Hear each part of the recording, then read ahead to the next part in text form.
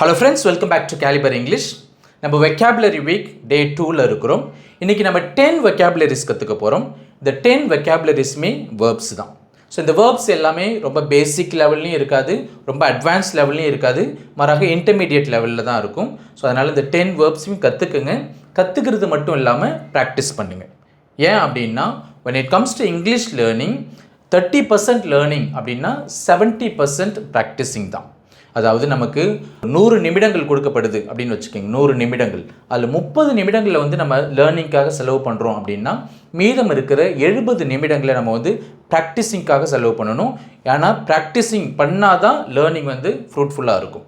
அதனால் தயவுசெய்து அந்த ப்ராக்டிஸிங்க்கு ரொம்பவே முக்கியத்துவம் கொடுங்க. இந்த வேர்ப்ஸ்லாம் கற்றுக்கங்க, ப்ளஸ் ப்ராக்டிஸ் பண்ணுங்கள். இப்போ வாங்க லெசனுக்குள்ளே போகலாம். The first verb that we are going to learn today is commence. Commence. Commence is a verb which means தொடங்குதல் அல்லது ஆரம்பித்தல் அப்படின்னு அர்த்தம். இது ரொம்ப ஃபார்மலான ஒரு வேர்ட். இதுக்கு மீனிங் பாருங்க. If something commences, it begins.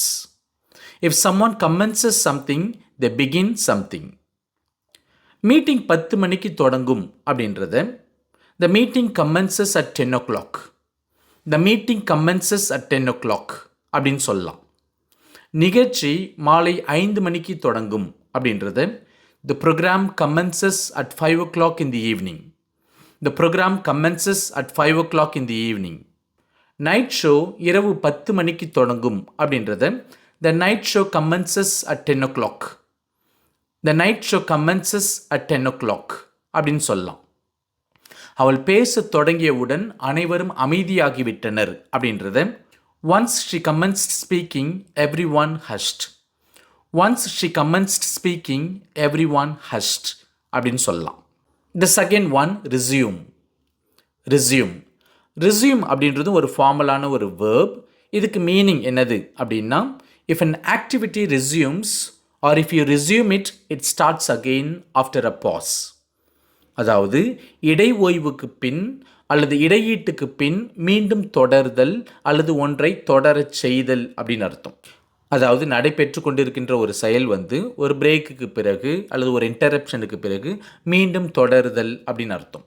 For example, மதிய உணவு இடைவேளைக்கு பிறகு வகுப்புகள் மீண்டும் தொடரும் அப்படின்றது the classes will resume after the lunch break. The classes will resume after the lunch break அப்படின்னு சொல்லலாம். இடைவேளைக்கு பிறகு படம் மீண்டும் தொடர்ந்தது. The movie resumed after the interval. The movie resumed after the interval அப்படின்னு சொல்லலாம். ஒரு குறுகிய இடைவேளைக்கு பிறகு நாம் மீண்டும் மீட்டிங்கை தொடரலாமா அப்படின்றது shall we resume the meeting after a short break? Shall we resume the meeting after a short break அப்படின்னு கேட்கலாம். Number 3, confiscate. Confiscate அப்படின்றது ஒரு verb. ஒன்ஸ் அகெயின் இது ரொம்ப ஃபார்மலான ஒரு வேர்ப். ஸோ இதுக்கு மீனிங் என்னதுன்னா, தண்டனையாக ஒருவரிடமிருந்து ஒரு பொருளை பறிமுதல் செய்தல் அல்லது கைப்பற்றுதல் அப்படின்ற மீனிங் இருக்குது. ஸோ இப்படி பறிமுதல் செய்யப்பட்ட அல்லது கைப்பற்றப்பட்ட இந்த பொருட்கள் பெரும்பாலும் பார்த்திங்கன்னா ஒரு குறிப்பிட்ட டைமுக்கு பிறகு அந்த ஓனர்ட்டியே திருப்பி தரப்படும். ஏன்னா தண்டனையாக தான் ஒருத்தவங்கள்ட்டேருந்து அதை வந்து பறிமுதல் செய்கிறாங்க இல்லையா? அதனால் இதுக்கான இங்கிலீஷ் மீனிங் பாருங்கள்.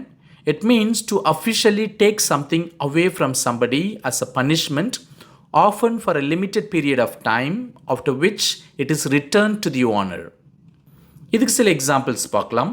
வகுப்பில் நீங்கள் ஃபோன்ஸ் பயன்படுத்துவது கண்டறியப்பட்டால் அவை பறிமுதல் செய்யப்படும் அப்படின்றத your phones will be confiscated if you are found using them in the class. Your phones will be confiscated if you are found using them in the class அப்படின்னு சொல்லலாம். நாங்கள் வகுப்பில் ஃபோன்ஸ் பயன்படுத்தினால் ஆசிரியர் அவைகளை பறிமுதல் செய்து விடுவார் அப்படின்னு சொல்லுவோம். அதை நம்ம இங்கிலீஷில் our teacher will confiscate our phones if we use them in the class. Our teacher will confiscate our phones if we use them in the class அப்படின்னு சொல்லலாம். அவரது பைக்கை போலீஸார் பறிமுதல் செய்தனர் அப்படின்னு சொல்லுவோம். அதை நம்ம இங்கிலீஷில் the police have confiscated his bike. The police have confiscated his bike அப்படின்னு சொல்லலாம்.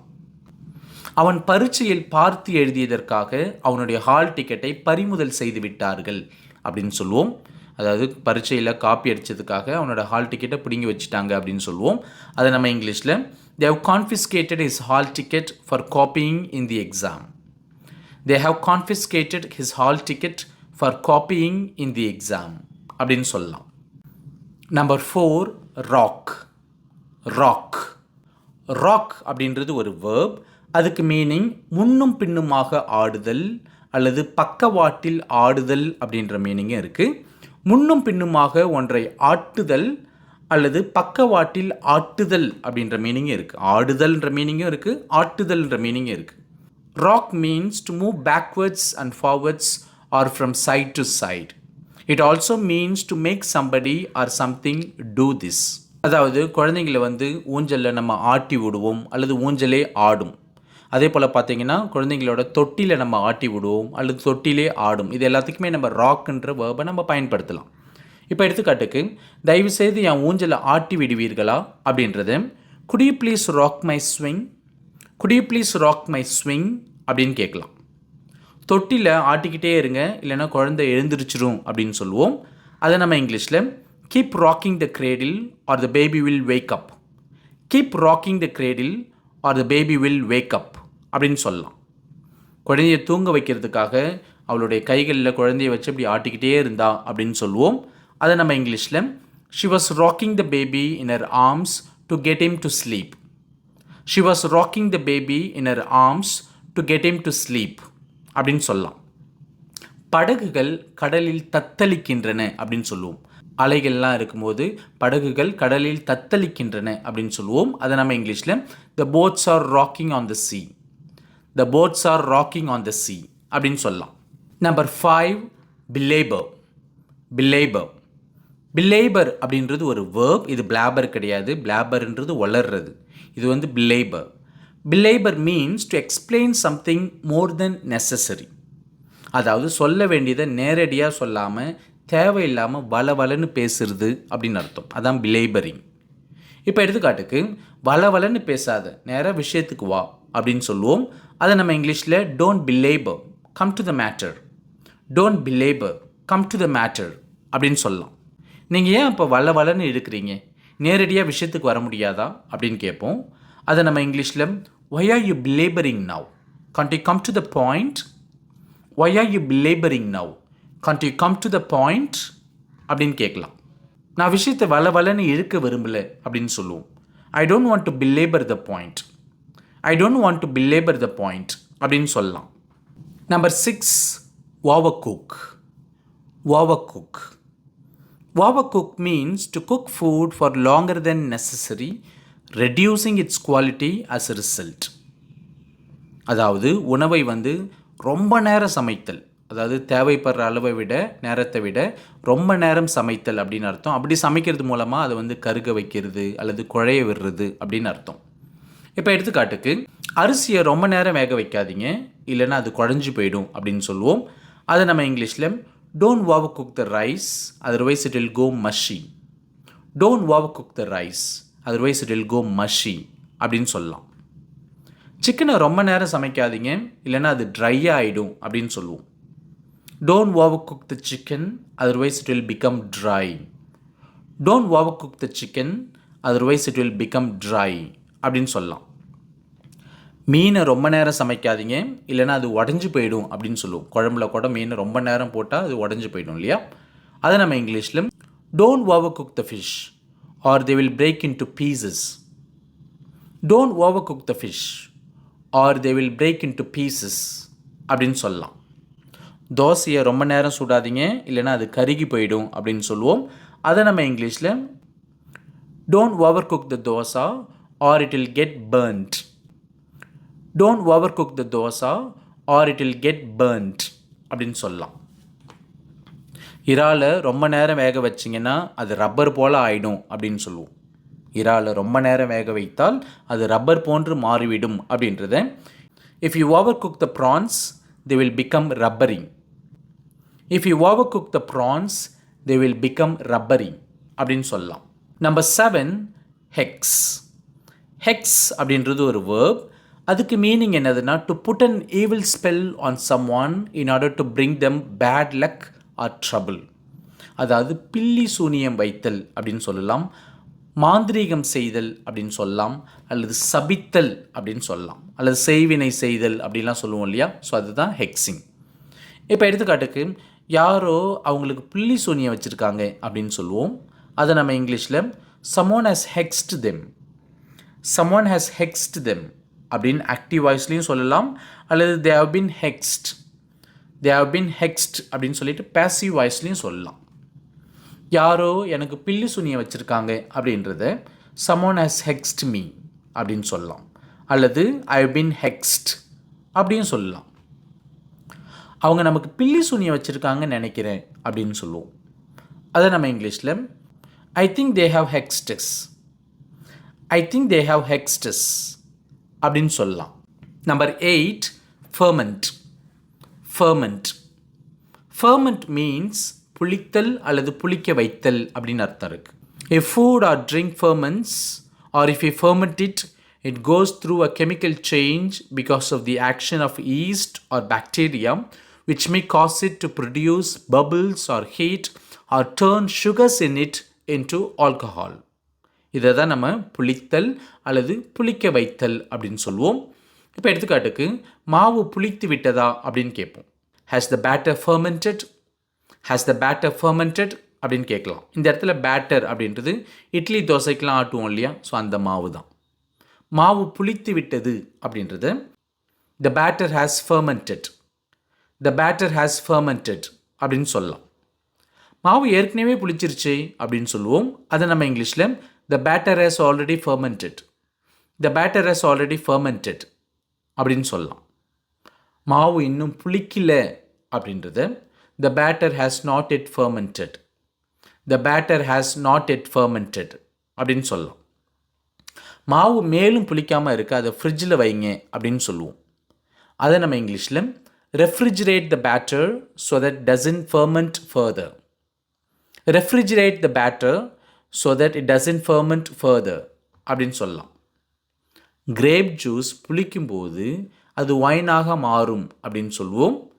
அதை நம்ம இங்கிலீஷில் when grape juice ferments it turns into wine, when grape juice ferments it turns into wine அப்படின்னு சொல்லலாம். the last but one, marinate.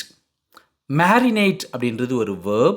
அதுக்கு என்ன meaning அப்படின்னா மென்மைப்படுத்துவதற்காக அல்லது நறுமண சுவை ஊட்டுவதற்காக சமைப்பதற்கு முன் இறைச்சி, மீன் முதலியவற்றை நீண்ட நேரம் எண்ணெய், நறுமணப் பொருட்கள் முதலியவற்றின் கலவையில் ஊற வைத்தல் அப்படின்ற மீனிங் இருக்குது.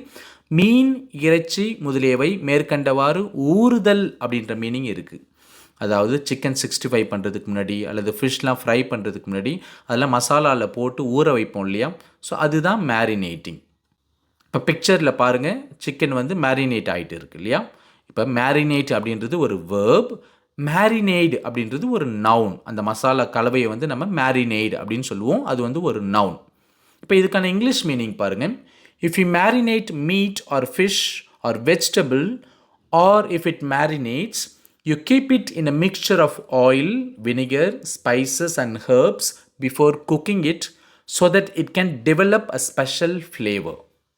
ஃபார் எக்ஸாம்பிள், சிக்கன் மசாலாவில் ஊறிக்கிட்டு இருக்குது அப்படின்னு சொல்லுவோம். அதை நம்ம இங்கிலீஷில் the chicken is marinating, the chicken is marinating அப்படின்னு சொல்லலாம்.